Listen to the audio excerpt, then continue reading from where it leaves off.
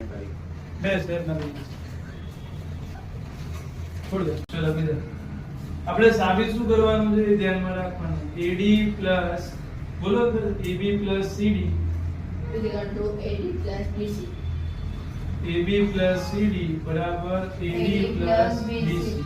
इसको ध्यान में रखने का. बराबर. હવે આપણે 10.2 પ્રમેય કયો પ્રમેયનો આધાર લઈશું? પ્રમેય 10.2. કયો પ્રમેય? 10.2.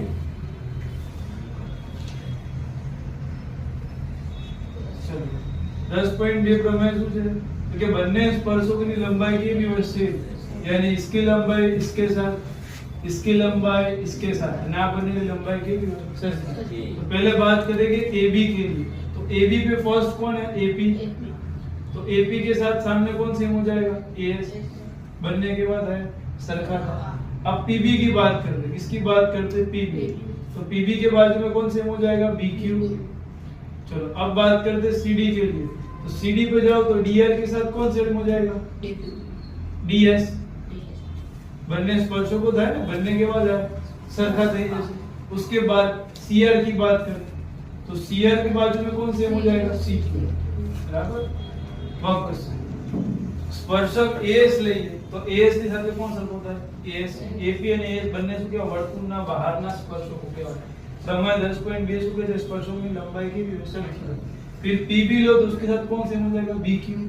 CQ के साथ CR. DR के साथ कौन हो जाएगा? DS. इन सब का क्या करते हैं? सरवाला. ये हो जाएगा तुम्हारा AB साइड और ये हो जाएगी तुम्हारी CD साइड. इसके बेस पे लाने का क्या है? AD और BC. तो આપણે કરીએ કે AP પ્લસ PB બરાબર બાજુમાં બીજું કોણ છે? CD માટે DR પ્લસ CR આવે. આ AB બાજુ આપશે ને આ કઈ બાજુ આપશે? CD બાજુ આપશે. चलो अब इधर AS तो उसके बाजू में कौन आना चाहिए? AS के बाजू में कौन आना चाहिए? DS. तो पूरी बाजू कौन सी बन जाएगी? वापस AS लो कई बाजू में कौन મૂકવા પડે મારે? DS. ફરી વાર ના ખબર પડે તો બધાનો સરવાળો. ચલો AS પ્લસ BQ પ્લસ કોણ આएगा? DS પ્લસ કોણ આएगा? CQ. હવે આપણે અરેન્જ કરી દઈએ. શું કરી દઈએ? અરેન્જ. ધ્યાન આપજો.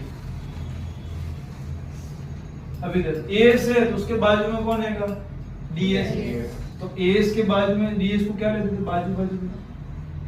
और BQ है तो उसके बाजू में कौन आ जाएगा? CQ. चलो ये हो गई AD और ये हो गई BC. तो AP प्लस PB એટલે શું બનાવે? AB બનાવે.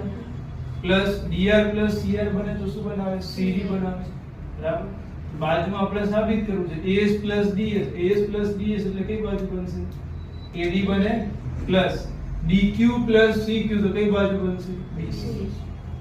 આવડી જાય કે ના આવડે? લે